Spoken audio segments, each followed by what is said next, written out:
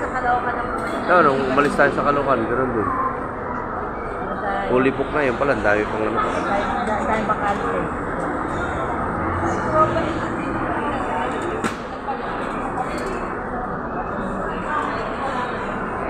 Dami chance passenger.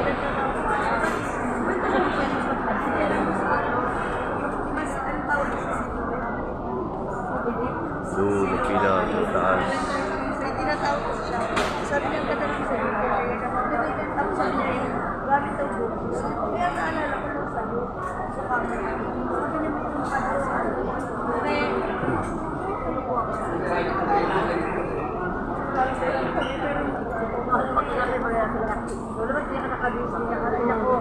hindi mo alam yung lakad namin.